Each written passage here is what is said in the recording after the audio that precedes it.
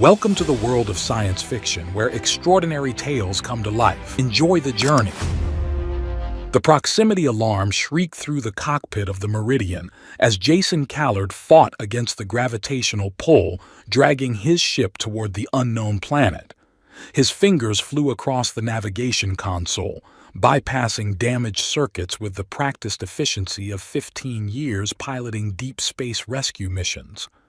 "Come on, you piece of junk," he muttered, sweat beading on his forehead as the hull groaned under atmospheric pressure. The ship bucked like an angry bronco, throwing him against his harness. Through the viewport, he glimpsed dense jungle canopy rushing up to meet him, emerald green and utterly alien. The last thing Jason remembered was the screaming of metal against stone. Pain lanced through his skull as consciousness returned.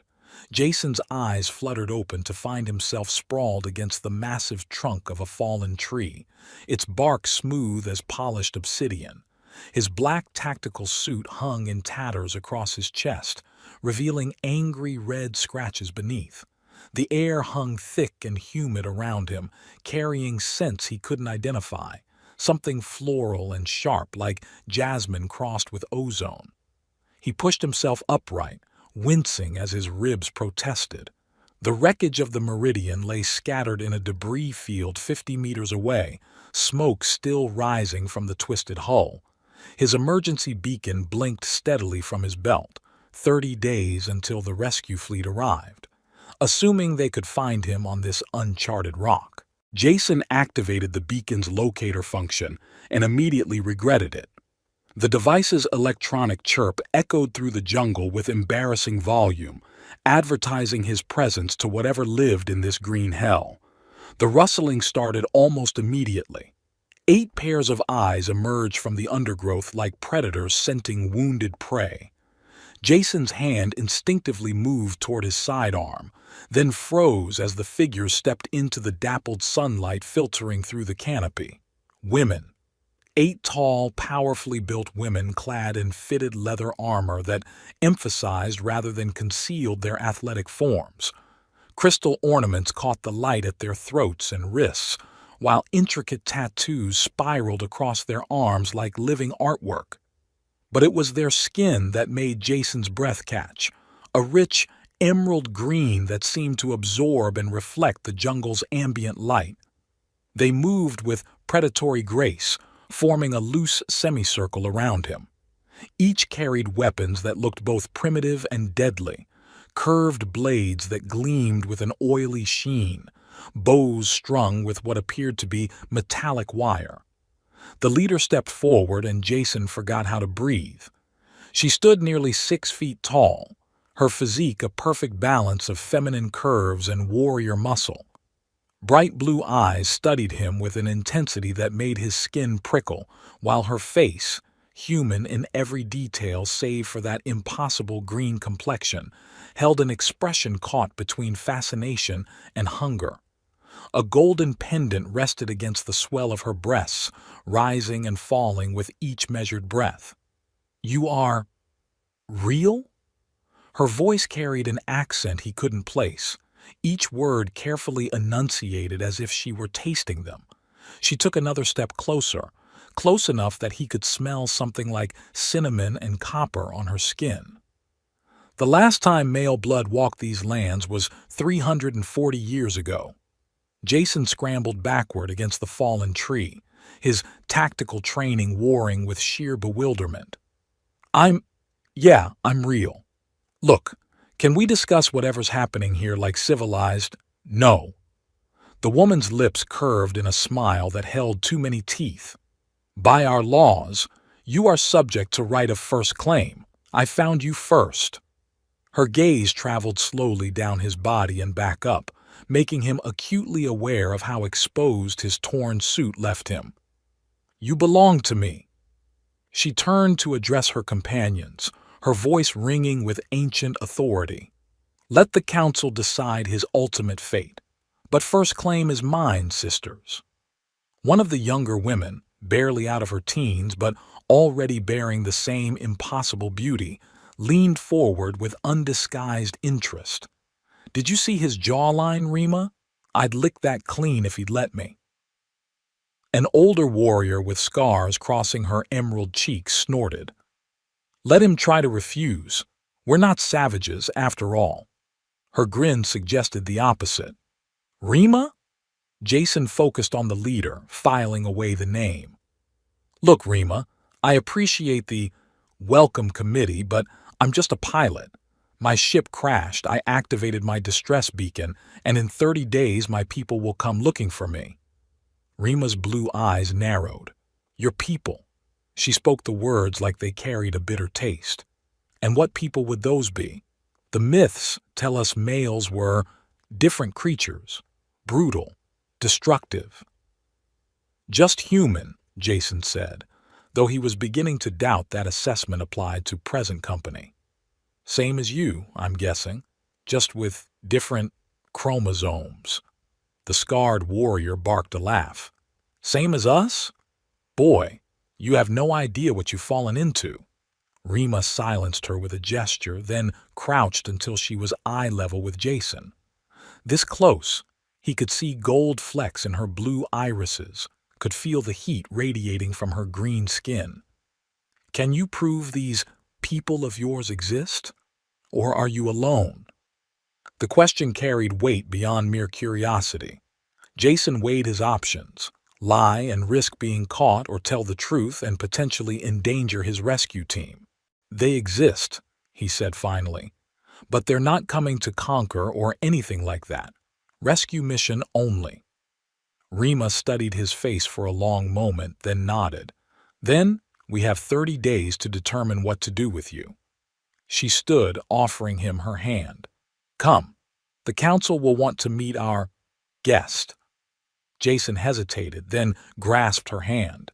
Her skin felt fever warm against his palm, and he noticed she didn't immediately release his grip. "And if I refuse, then my sisters will carry you." Rima's smile turned predatory. "Trust me, you'll prefer walking." The journey through the jungle revealed architecture that defied explanation. Ancient trees grew in perfect spirals around dwellings carved from living wood, their branches forming natural bridges between structures that seemed to breathe with organic life. Bioluminescent panels provided soft light without any visible power source, while water flowed upward through channels that curved impossibly through the air. Yet for all its beauty, decay marked every surface. Empty doorways gaped like missing teeth. Entire sections of the tree city stood abandoned, their organic walls browning with neglect. "It's dying," Jason said, more to himself than to Rima, who walked beside him while her warriors maintained a loose perimeter. "Yes." No emotion colored her voice. "We all are." They climbed a spiral staircase carved into the trunk of a tree so massive its canopy disappeared into low-hanging clouds. Rima's quarters occupied a natural hollow near the top, furnished with pieces that seemed grown rather than built. Cushions made from some kind of plant fiber surrounded a low table, while weapons hung from hooks that had sprouted directly from the walls. "Sit," Rima commanded, gesturing toward the cushions. "Let me see your injuries." "I'm fine," Jason started, then hissed as she pressed against a particularly tender spot on his ribs. "You have 3 cracked ribs and a concussion." Her hands moved with clinical efficiency, probing for further damage. "The crash should have killed you. Built tough, I guess." Jason tried to ignore the way her touch sent electricity through his nervous system. "What happened here? To your people, I mean." Rima's hand stilled. "The war of sexes.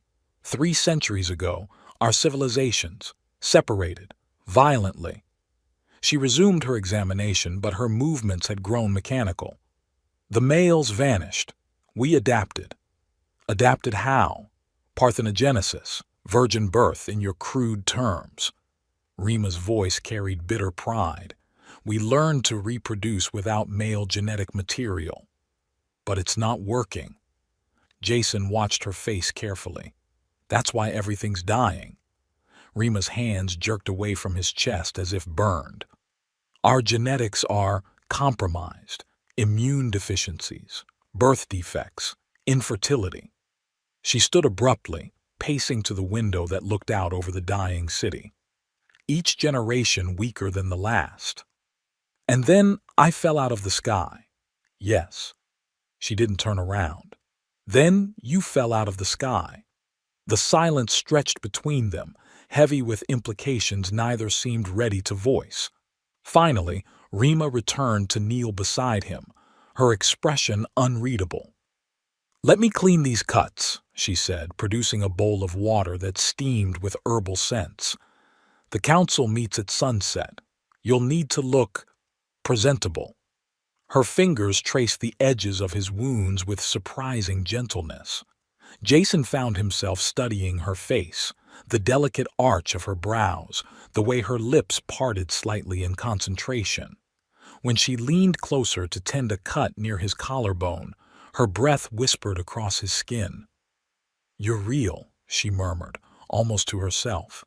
"Your skin is so warm." Their eyes met and Jason felt something electric pass between them. Rima's pupils dilated, her breathing quickened. For a moment, her hand lingered against his chest, fingers splayed over his heartbeat. Then she pulled back as if stung, her professional mask sliding back into place. "The council," she said, voice carefully neutral. "We should prepare."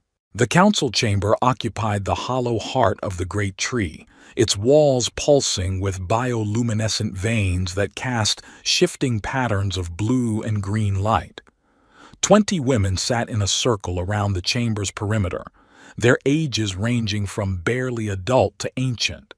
Each wore robes that seemed cut from living leaf, and each fixed Jason with eyes that held varying degrees of hunger, suspicion, and calculation. At the circle's head sat a woman whose pale green skin and silver hair marked her as far older than the others. Her eyes held the cold intelligence of a predator, and when she smiled, Jason felt ice form in his veins. "High Priestess Zairis," Rima murmured in his ear. "She speaks for the old ways." Across the circle, a woman with darker green skin and intricate tattoos covering her arms leaned forward with apparent interest. Unlike the others, she wore practical leather instead of ceremonial robes, and her gaze held an analytical quality that reminded Jason of military intelligence officers. "That's Kina," Rima continued, "Scout Commander. She asks uncomfortable questions." Zairis raised one pale hand, and silence fell over the chamber like a dropped curtain. "Sisters," she began, her voice carrying the authority of centuries, "we gather to determine the fate of this creature that has fallen into our midst." Her gaze fixed on Jason with predatory intensity. "The old texts speak of males as vessels of corruption, bringers of violence and chaos. The old texts also speak of genetic renewal," Kina interjected smoothly. "Perhaps we should consider practical applications before philosophical ones." "Practical?" One of the younger council members leaned forward eagerly. "You mean using him to restore our bloodlines?" Zairis's smile turned glacial. "Indeed, the natural order demands that this gift be utilized for the good of all. Selective breeding protocols, genetic distribution according to need." Jason felt his blood freeze. "Wait just a—" "You do not speak here," Zairis cut him off. "You are property now. The only question is how best to employ you." "Property?" Jason surged to his feet, Rima's restraining hand on his arm the only thing keeping him from doing something catastrophically stupid. "Lady, I don't know what backwards planet you think you're running, but where I come from, people aren't property." "Where you come from no longer matters," Zairis replied with serene indifference. "You are here now, subject to our laws."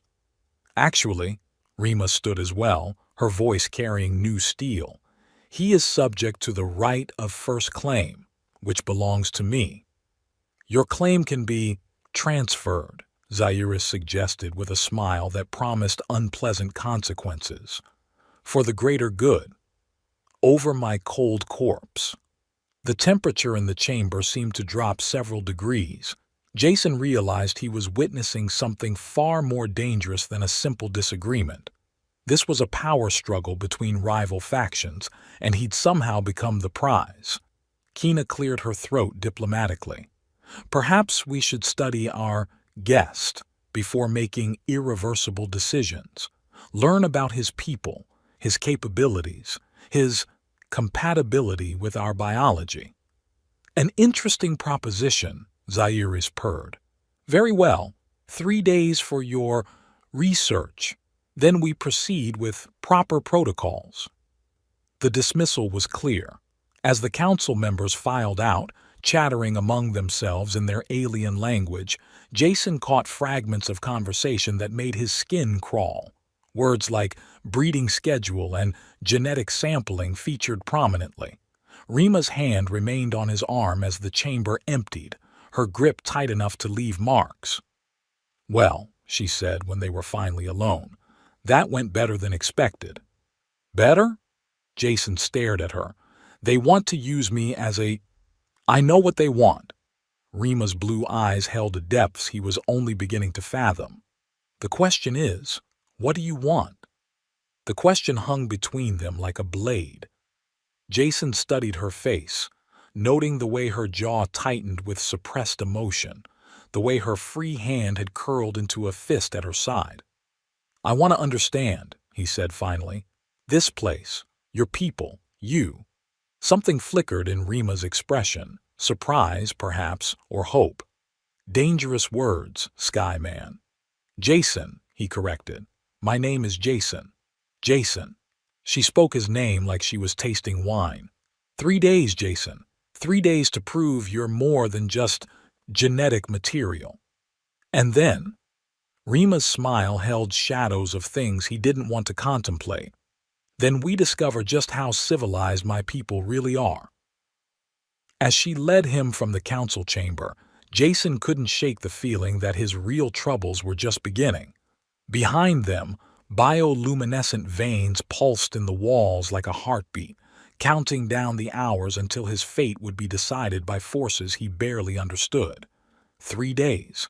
72 hours to navigate alien politics, decipher the mystery of a dying civilization, and somehow avoid becoming a prisoner in paradise.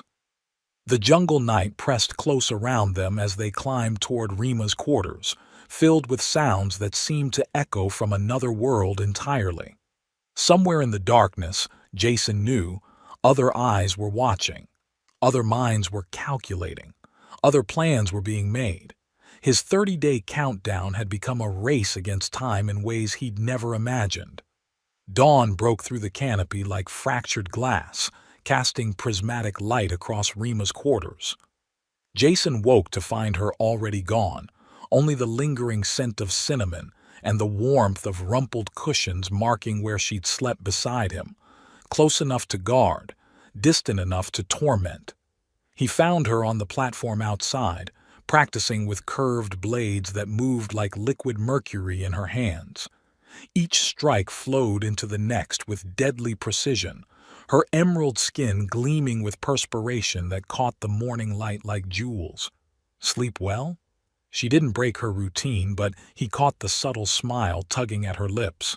Like a baby, if babies usually worry about being turned into breeding stock. Jason stretched, working out kinks from sleeping on plant fiber cushions. What's the plan for today's episode of Will Our Hero Survive? Rima's blade froze mid-arc. You make jokes about everything. Humor's cheaper than therapy, and more effective than panic. He studied her profile, noting the tension in her jaw. Though I'm guessing you didn't wake up early for sword practice. What's eating you? She sheathed her weapons with practiced fluidity. The council reconvenes tonight.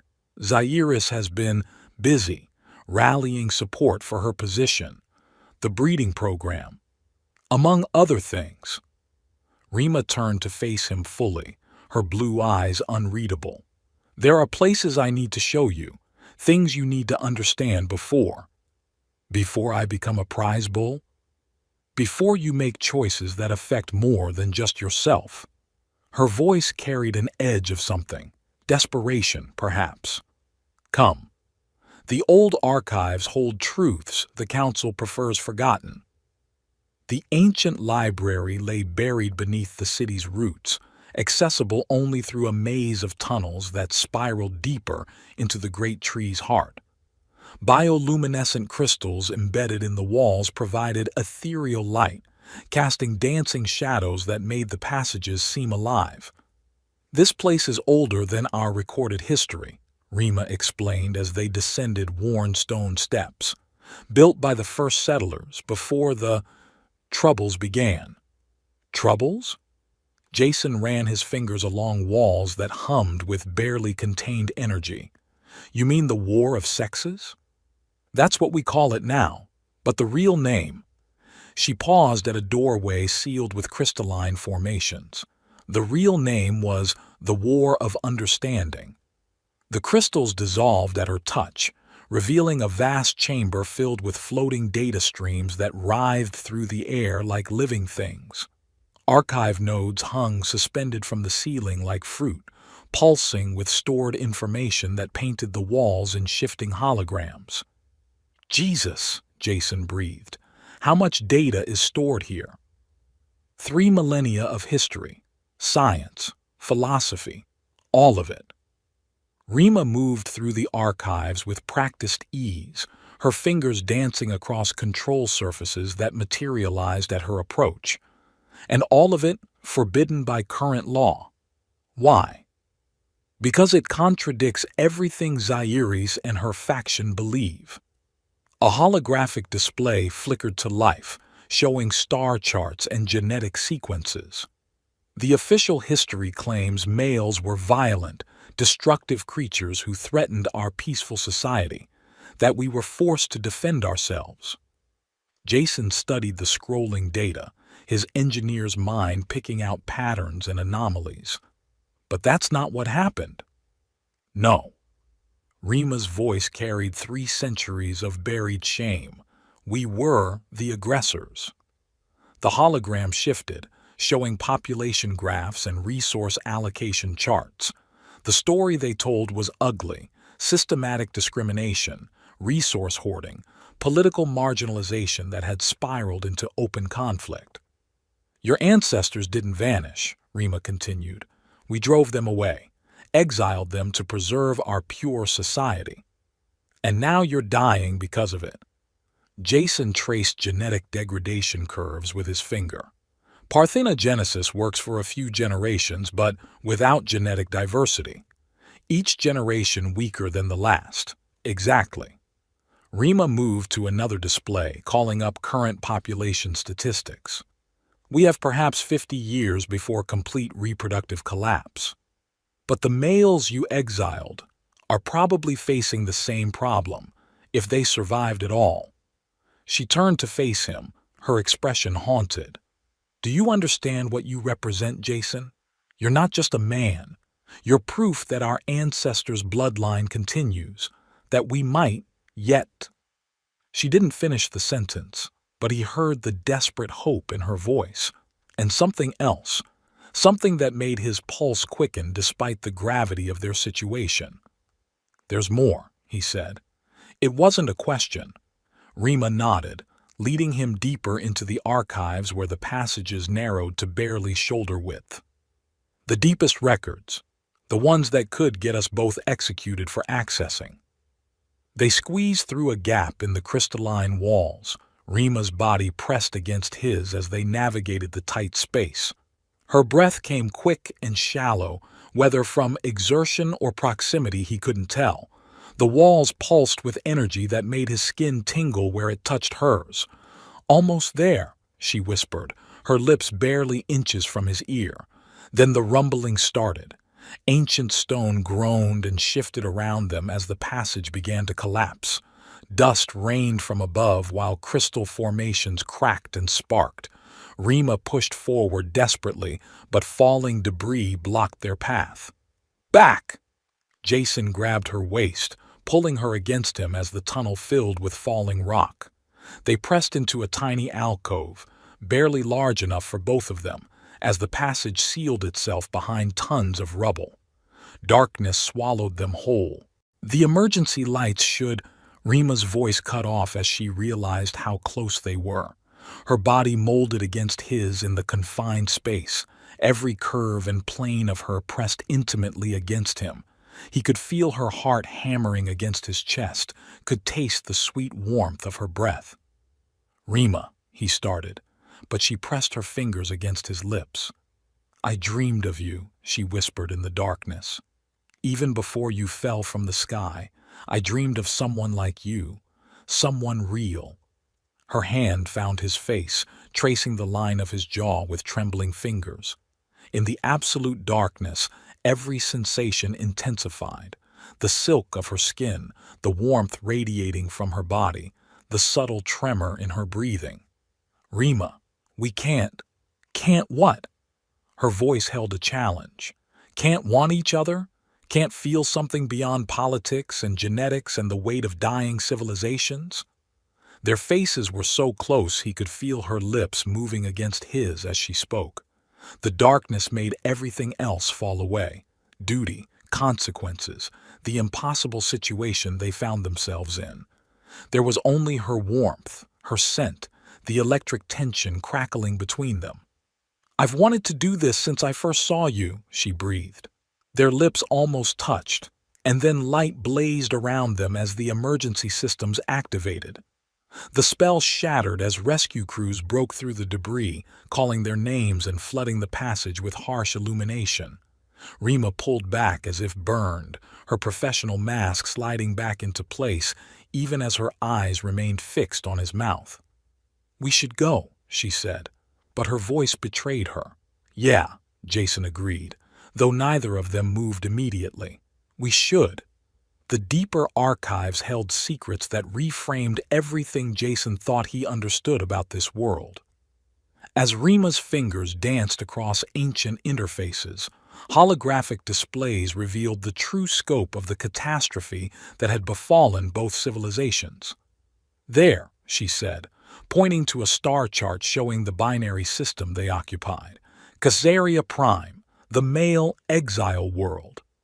Jason's breath caught. "They're alive. More than alive. They've built a thriving civilization." The display shifted to show architectural renderings and population centers, but they face the same genetic bottleneck we do.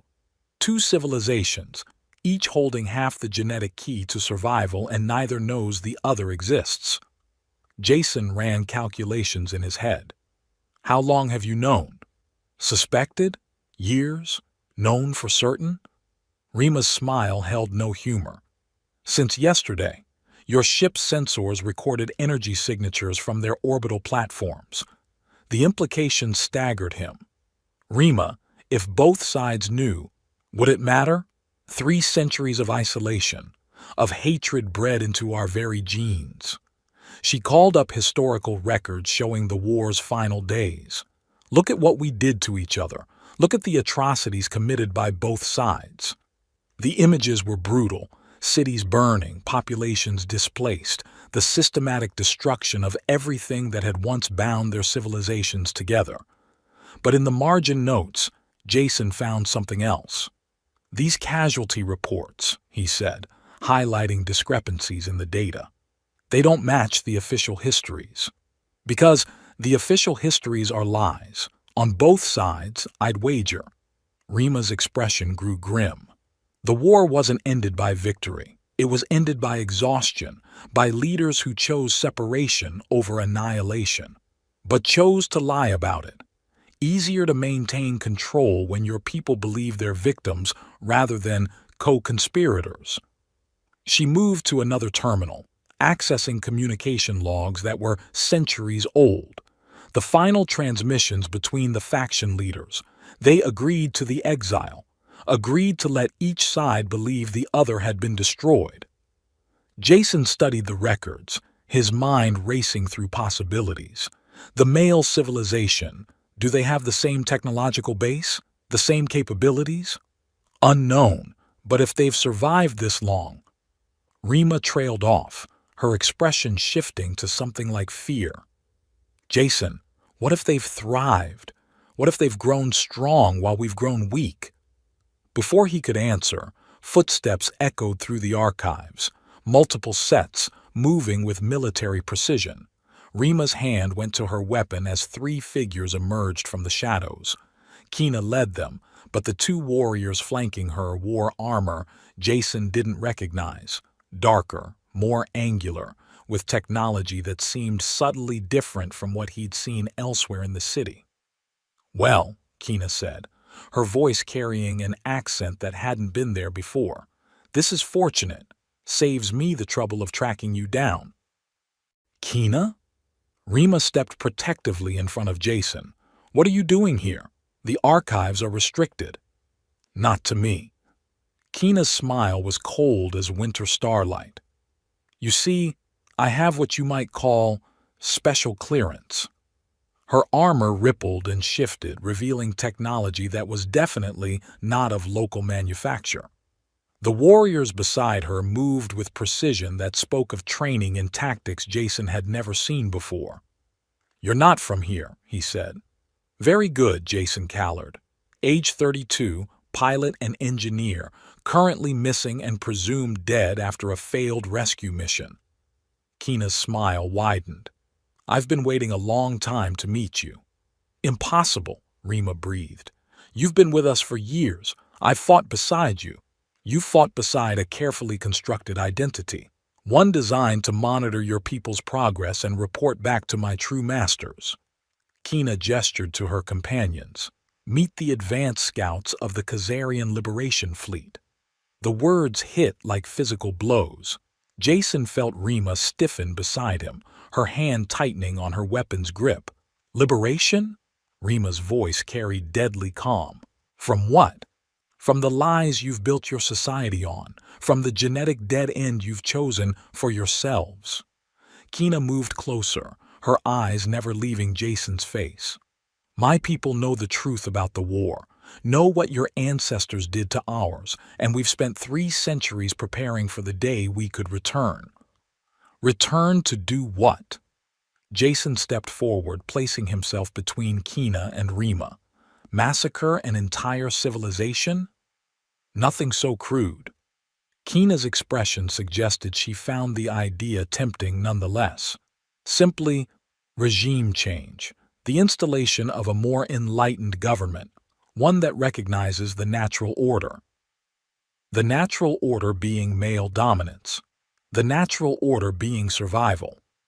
Kina's mask slipped, revealing genuine fanaticism beneath.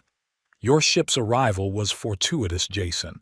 Proof that our intelligence was correct, that isolated human populations still exist beyond this system. But more importantly, you represent the perfect justification for intervention." "Justification?" "One of our people, held captive by a dying matriarchy, threatened with forced breeding, denied basic human rights." Kina's smile was predatory. "The Liberation Fleet is already en route. They'll arrive in 72 hours. The same time frame Zairis had given them. Jason felt pieces clicking into place with horrible clarity. "You orchestrated this. The council meeting, Zairis' breeding program. Zairis needs very little encouragement to reveal her true nature. A few strategic suggestions, some carefully placed intelligence about your capabilities." Kina shrugged. "She's doing exactly what we predicted she would do. And if I refuse to play along? Then you'll be rescued by heroic Khazarian forces who arrive just in time to prevent your rape and murder at the hands of savage Amazons." Kina's tone suggested this was her preferred outcome. "Either way, this world falls under Khazarian protection, for its own good, of course." Rima's blade whispered from its sheath. "Over my dead body." "That can be arranged." The archives erupted into violence. Rima moved like liquid lightning, her blade carving silver arcs through the air as she engaged Kina's escorts. But they were ready for her, their own weapons moving with inhuman speed and precision. Jason dove for cover as energy bolts seared the air where he'd been standing. Ancient crystals exploded in showers of sparks, their stored data streams writhing like dying serpents before dissolving into static. "Stop!" Kina's voice cut through the chaos. "We need him alive!" But Rima was beyond reason now. Her blade worked a deadly dance that drove the enemy scouts back step by step. One stumbled, and her steel found his throat in a spray of crimson that painted the archive walls. "Enough!" Kina raised a weapon Jason didn't recognize, something that hummed with barely contained energy. "Surrender now, or I kill him and blame it on your fanaticism." Rima froze, her blade still dripping. "You need him alive. I need him cooperative. Dead martyrs serve just as well as living witnesses." Kina's finger tightened on the trigger. "Your choice, princess." The standoff stretched like a taut wire. Then Rima's blade clattered to the floor. "Smart girl." Kina gestured to her remaining escort. "Secure them both. It's time they learned about the new order." As restraints closed around his wrists, Jason caught Rima's eye. Her expression held apology and determination in equal measure. She mouthed a single word: "Tonight." Then they were hauled away, leaving the ancient archives in ruins behind them. The holding cells beneath the city were carved from living rock, their surfaces crawling with bioluminescent organisms that provided just enough light to see. Jason paced the confines of his cell, testing the organic barriers that sealed him in. Whatever they were made of, they yielded to pressure but snapped back with inexorable force. "Jason!" Rima's voice came from the adjacent cell, barely audible through the living walls. "Can you hear me?" "Yeah." "You hurt?" "My pride more than anything else." Bitter laughter colored her words. "Years. She was among us for years, and I never suspected. Professional spies are good at that." Jason found a spot where the wall was thinner, pressing his face against it. How much of what she said was true? All of it, probably. The Liberation Fleet, the regime change. Rima's voice carried exhaustion that went bone deep. "We're going to lose, Jason. Everything we've built, everything we've tried to preserve, it's all going to burn. Not if we stop it." "How?" "I'm locked in a cell. You're about to become a political prop, and in 72 hours this world will be under foreign occupation." The wall dimmed as Rima moved away. "Face reality. It's over." "Reality is what we make it." Jason pressed harder against the barrier, feeling it give slightly under sustained pressure. "The archives. You said they contained 3 millennia of history. Technical specifications? Weapons data?" "Some. But what good does that do us now?" "Information is power, and power can be used or misused depending on who wields it." Jason smiled grimly. "Tell me about the waterfall caves." A long pause. "How do you know about—" "I don't. But every ancient civilization has them. Hidden refuges, sacred sites, places where the old knowledge is kept safe." He kept working at the wall, feeling microscopic tears begin to appear. Where would you take someone if you wanted to disappear? If you wanted to access the deepest secrets without anyone knowing? Another pause, longer this time. When Rima spoke again, her voice held a different quality, hope, perhaps, or the memory of it. "The luminous cascades, 3 kilometers north of the city, hidden in the crystal caves." Her voice grew stronger. "There are archives there that predate even the Great Library. And other things." "What kind of other things?" "The kind that could level a playing field, if someone knew how to use them." Rima's voice carried a smile now. "But first we'd have to escape from cells designed to hold our people's most dangerous criminals." "Leave that to me." Jason felt the wall give way suddenly, creating a gap just large enough for his hand. Human engineering tends to think differently than your organic architecture. And then Then we go to your waterfall cave and see what secrets your ancestors left behind.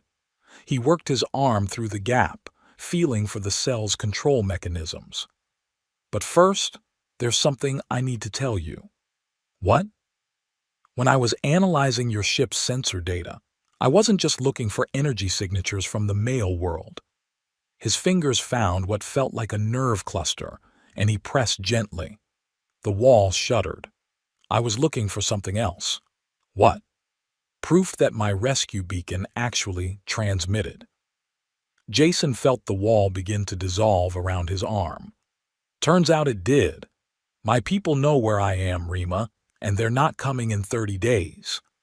The wall collapsed entirely, spilling him into Rima's cell. She caught him as he fell, her eyes wide with shock and something that might have been hope. When? She whispered. 71 hours and counting. Jason pulled her close, feeling the warmth of her body against his. Same timeline as the Liberation Fleet. This is about to become a three-way war and we're sitting at ground zero. Then we need to move, now. But she didn't pull away, her face tilted up toward his. After tonight, everything changes. I know. We might not survive. I know. This might be our only chance to... He silenced her with a kiss that tasted of desperation and possibility in equal measure. Her response was immediate and electric, her hands fisting in his shirt as she pulled him closer. The caves, she breathed against his mouth. The caves, he agreed. But neither of them moved for a long moment, lost in the warmth of each other and the terrible knowledge that dawn might bring war to their adopted world. Time was running out, and the race for survival had become something far more complex than either of them had imagined. The luminous cascades thundered through crystal caverns that predated recorded history, their bioluminescent spray painting rainbow patterns across walls carved by millennia of flowing water. Jason followed Rima through passages that twisted deeper into the planet's core, each step taking them further from the dying city above and closer to secrets that might reshape two worlds. Here, Rima breathed, pressing her palm against a section of wall that looked identical to every other surface they'd passed. The crystal responded to her touch, dissolving to reveal a chamber that made the great library look primitive by comparison. Data streams flowed through the air like liquid light, carrying information in formats that hurt to look at directly. At the chamber's heart stood a control nexus that pulsed with barely contained power, its surfaces crawling with symbols that seemed to shift when observed. The first archive, Rima whispered, built by the original colonists before the schism, before fear and hatred drove us apart. Jason approached the nexus cautiously, his engineer's instincts screaming warnings about the energy levels he was detecting. What kind of power source does this thing use? The planet itself. Casaria IV isn't just a world, it's a living organism. The trees, the crystals, the very air we breathe, all connected by quantum entanglement networks that our ancestors learned to tap. Rima's fingers danced across control surfaces that materialized at her approach. They called it the neural web, a planetary consciousness that could solve problems beyond individual comprehension. And your people just forgot about it? Didn't forget, chose to ignore it. Rima's expression darkened. The neural web required cooperation between male and female consciousness to function properly. After the schism, neither side could access its full potential. Data cascaded around them as the archive awakened, revealing technical specifications that made Jason's head spin. Weapon systems, defense networks, terraforming protocols, all powered by the planet's living neural network. My God, he breathed. You could have defended yourselves against any invasion force, could have reached out to other worlds, established trade routes, built an empire. Could have, but chose isolation instead. Rima pulled up star charts showing the local sector.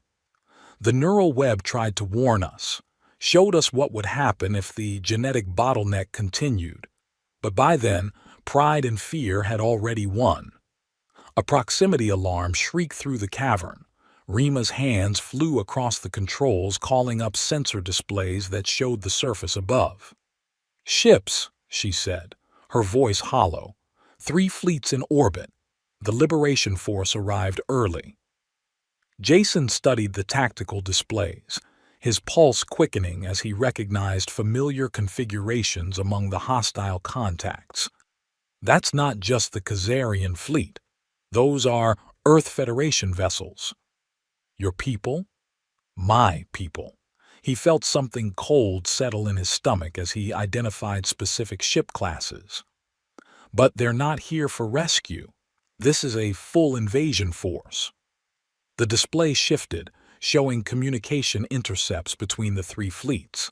Jason listened with growing horror as the scope of the conspiracy became clear.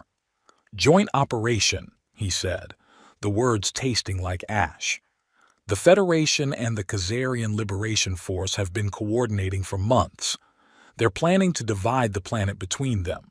The Federation takes the orbital infrastructure and resources. The Khazarians get the surface population as breeding stock. And us? Collateral damage." Jason's hands clenched into fists. "They're using my crash as justification for intervention, claiming I was captured and tortured by savage Amazons who need to be civilized." "Were you? Tortured, I mean." Rima's smile held no humor. "By savage Amazons. The worst kind of torture. Made me care about someone I might lose." He reached for her hand, noting how perfectly their fingers intertwined despite the differences in skin tone. "We need to get back to the city. Warn your people what's coming." "Too late for warnings." Rima called up surveillance feeds from the surface. "Zairis has already begun the ritual. Every woman of breeding age is gathered in the Great Temple, waiting to participate in your genetic contribution to our species." The feed showed hundreds of women arranged in concentric circles around an altar where Jason was supposed to be bound and utilized like prize livestock. The sight made his skin crawl. How long before the fleets make planetfall? 6 hours, maybe less. Rima's fingers flew across controls, accessing deeper military protocols. But the neural web, if we could restore its full functionality, what would that accomplish? Planetary defense systems that could swat invasion fleets like insects, environmental controls that could make the surface uninhabitable to hostile forces, and— She hesitated, her expression troubled. Other capabilities, ones our ancestors locked away because they were too dangerous to use. What kind of capabilities? The kind that could rewrite genetic code on a molecular level, not just healing the damage from centuries of isolation, actively improving both our species beyond their current limitations. Rima met his eyes. But it requires willing cooperation between male and female consciousness. True partnership, not dominance. And if we can't achieve that partnership, then everyone dies. Our people, your people, the invaders. The neural web will sterilize the entire system rather than allow its knowledge to be misused. The weight of that revelation settled between them like a physical presence. 2 civilizations hung in the balance, and their personal relationship had somehow become the key to survival for millions. "No pressure," Jason muttered. "None at all." Rima's smile was strained but genuine. Ready to save 2 worlds and possibly create a new species in the process. Just another Tuesday. He turned back to the neural nexus, studying its alien interface. What do we need to do? The return journey to the surface took on nightmare urgency as orbital bombardment began lighting the horizon. The invasion fleets weren't waiting for negotiations. They were softening the city's defenses in preparation for ground assault. "The temple," Rima gasped as they emerged from the hidden passages to find the city in chaos. If Zairis completes the ritual without you present, she'll claim you're dead. Use that as justification for total war against the invaders. And if she completes it with me present, then you become the founding father of a new generation raised on hatred and revenge. Rima drew her blade as they moved through burning streets toward the great temple. Either way, war becomes inevitable. The temple complex rose before them like a living mountain, its bioluminescent surfaces pulsing in rhythm with the planet's heartbeat. Inside, Jason could hear the chanting of hundreds of voices raised in ancient ceremony. "There's another way," he said, an idea crystallizing in his mind. "What if we give them exactly what they expect, but not what they want?" Meaning, I show up for the ritual, but instead of playing the part of passive breeding stock, I turn it into something else entirely. Jason's smile held no warmth. Time to introduce your people to the concept of informed consent. The great temple's interior defied architectural logic, its walls curving impossibly upward to form a dome that seemed larger inside than outside. Hundreds of women filled the space in perfect concentric circles, their emerald skin gleaming in the light of floating crystal formations. At the chamber's heart stood an altar carved from a single massive crystal, its surface inscribed with symbols that seemed to writhe and shift. High Priestess Zairis presided over the ceremony like an ancient goddess, her pale green skin almost translucent in the crystal light. She wore robes that seemed woven from starlight itself, and her eyes held the cold fire of absolute conviction. "Sisters," her voice rang through the temple with supernatural clarity. "Tonight we reclaim our destiny. Tonight we take the genetic key to our survival and forge it into a weapon of renewal." The crowd's response was deafening. Hundreds of voices raised in harmonious agreement. But Jason caught undertones of uncertainty in the sound, saw hesitation in some faces despite the overwhelming enthusiasm. "Where is our sacred donor?" Zairis continued, her gaze scanning the crowd with predatory intensity. "Where is the male who will serve as vessel for our rebirth?" "Right here." Jason stepped into the temple's heart, moving with the casual confidence of someone who owned the space. The crowd's chanting faltered as he approached the altar, their expressions shifting from reverence to confusion. "Sorry I'm late," he continued, his voice carrying easily through the sudden silence. "Had to stop by the archives first, learn a little history about this place." Zairis's mask of divine serenity cracked slightly. "You will be silent during the sacred ceremony. Your role is to provide genetic material, not commentary." "Funny thing about roles," Jason replied, hopping onto the altar with athletic grace. "They work best when everyone agrees to play them." He turned to address the crowd directly. "Anyone here ever wonder why your ancestors really exiled the males? What they were so afraid of that they chose genetic suicide over coexistence?" "Blasphemy," Zairis hissed, but her voice lacked its earlier authority. "Truth," Jason countered. "Your male ancestors weren't monsters. They were partners, equals, and they were exiled because some of your leaders," his gaze fixed on Zairis, "couldn't stand the idea of sharing power. You know nothing of our history. I know your planet is dying because you cut yourselves off from the only genetic diversity that could save you. I know there's another world out there filled with men who are facing the same slow extinction you are." Jason's voice rose, carrying to every corner of the temple. "And I know that, in about 4 hours, fleets from 3 different civilizations are going to land here and turn this place into a battlefield." The crowd erupted into confused murmurs. Jason caught glimpses of individual faces, some shocked, some angry, many simply terrified by the implications of what he was saying. "But here's the thing," he continued, raising his voice above the chaos. "You don't have to choose between slavery and extinction. There's a third option: partnership. Pretty words, Zaire snarled, producing a curved blade that gleamed with more than reflected light. But words won't restore our genetic integrity, won't give us the children we need to survive. You're right, words won't. Jason smiled, and there was something sharp in the expression. But I will. All of you. Every woman here who wants children, who wants a future for your people. I'll help you achieve that. The silence that followed was absolute. Even Zaire seemed stunned by the audacity of his offer. In exchange, Jason continued, I want the same thing any partner would want: respect, equality, and the right to have a say in what kind of future we're building together. One male cannot serve hundreds. You're right, one male can't. Jason's smile widened.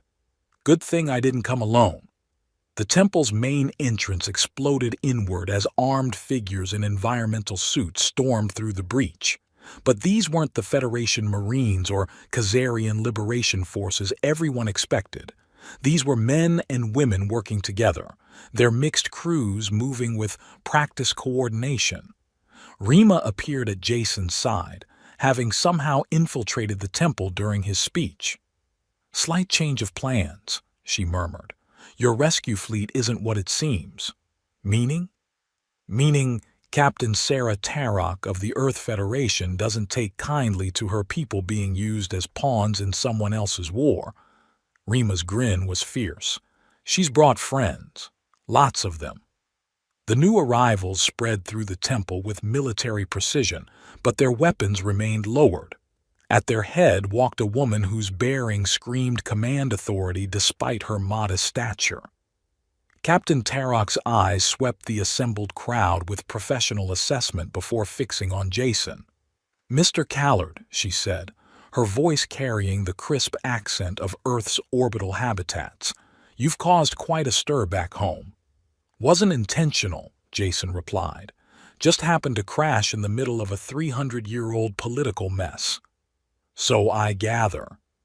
Tarok's gaze shifted to take in the temple's architecture, the assembled women, the obvious tension crackling through the air.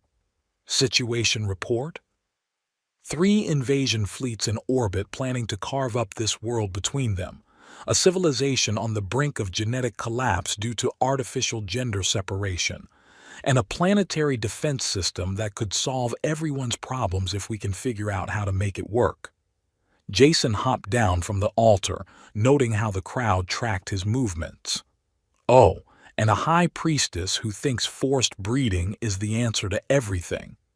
Forced breeding is survival, Zairis interjected, her blade still gleaming in her grip.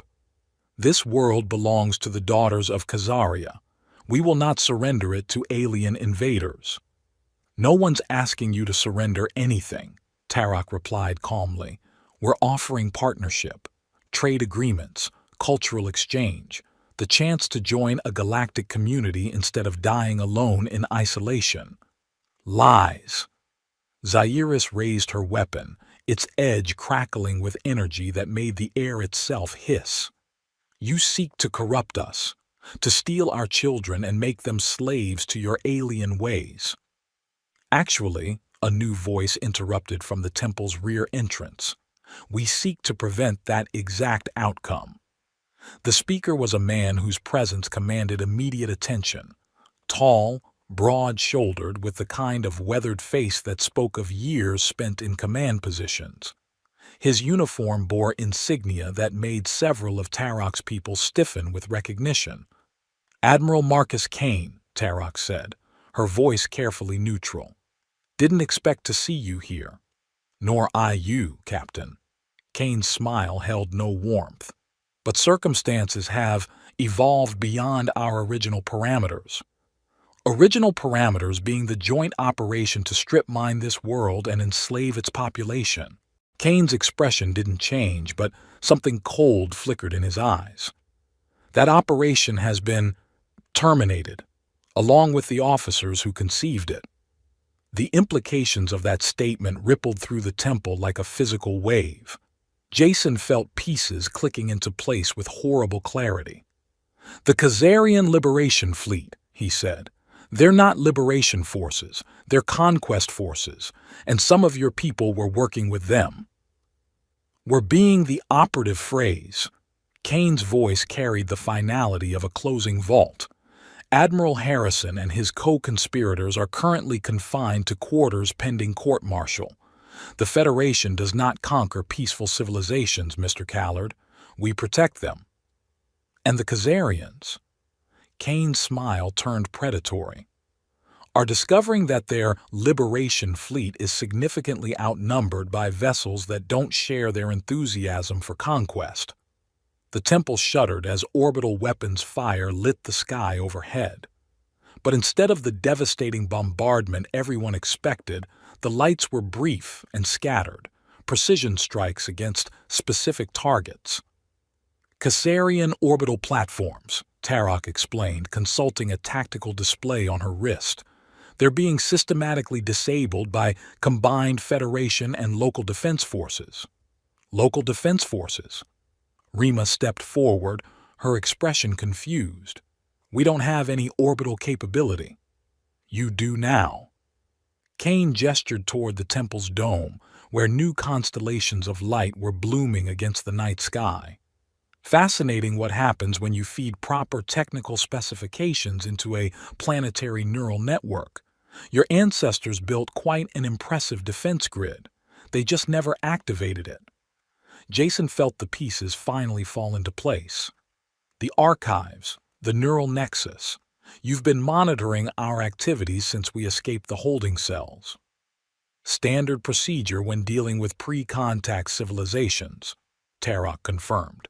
"Though I'll admit, your approach to first contact protocols has been unconventional." "Which brings us to current circumstances," Kane said, his tone becoming more formal. "The Federation is prepared to offer full membership to both Khazarian civilizations, male and female alike, full technological exchange, medical support, cultural protection, the works." "In exchange for what?" Zairis demanded, though her weapon had lowered slightly. "Nothing," Tarok replied simply. "The Federation doesn't operate on exchange principles. We operate on mutual benefit. Your people gain access to medical technology that can solve your genetic crisis without compromising your cultural identity. We gain new perspectives, new knowledge, new allies in a galaxy that's bigger and stranger than any of us imagined. And if we refuse," Kane's expression grew serious, "then you continue dying slowly while the galaxy passes you by. Your choice. But the offer has a time limit. Other civilizations have noticed the energy signatures from your neural network activation. Not all of them will be as diplomatic as we are." The weight of decision settled over the temple like a physical presence. Hundreds of women looked to their leaders for guidance, while those leaders grappled with choices that would reshape their civilization forever. "I have a proposal," Jason said into the silence. "A way to test this partnership concept before anyone commits to anything irreversible." All eyes turned to him. He felt the weight of their attention like gravity, but forced himself to continue. "The neural network requires male and female consciousness working together to function at full capacity. Rima and I have already established a basic connection. That's how the defense grid came online. But for full functionality, we need broader cooperation." "Meaning?" Zairis asked. "Meaning volunteers from both civilizations work together to operate the planetary systems. Shared responsibility, shared benefits, shared risks." Jason looked around the temple, meeting individual gazes. 6 months. That's all I'm asking. 6 months to prove that cooperation works better than conflict." "And if it doesn't work," one of the younger women called out, "then we'll know for certain, and you can make your choices based on actual experience instead of centuries-old fears." Jason stepped back onto the altar, not as a sacrifice this time, but as an equal addressing equals. "But if it does work, if we can show that two civilizations can come together and create something better than either could achieve alone, He extended his hand toward Rima, who took it without hesitation. Their joined hands seemed to glow in the crystal light, human and Caesarian flesh united in purpose. Then, maybe we can show the rest of the galaxy how it's done. The silence stretched for heartbeats. Then, slowly, other hands began to rise, women volunteering to be part of something unprecedented. Not all of them, but enough. Enough to make a beginning. Zairis stared at the scene with an expression that cycled through rage, despair, and something that might have been hope. Finally, her weapon clattered to the floor. 6 months, she said, her voice barely audible. But if this partnership fails, if our people suffer because of these choices, then I'll be the first to admit we were wrong, Jason replied. But Zairis, what if we're right? 6 months later, Jason stood on the balcony of a house that embodied everything the partnership had achieved. Built into a living tree, but incorporating Federation engineering principles, it represented a fusion of technologies and aesthetics that neither civilization could have achieved alone. Rima emerged from the interior, her movements carrying the careful grace of early pregnancy. The child growing within her represented more than personal joy. It was proof that the genetic barriers between their peoples weren't insurmountable. The latest reports from the outer colonies, she said, handing him a data pad that displayed information in both human and Caesarian formats. 3 more worlds have requested Federation mediation for similar reunification processes. Any word from the Andromedans? Still deciding whether to make formal contact.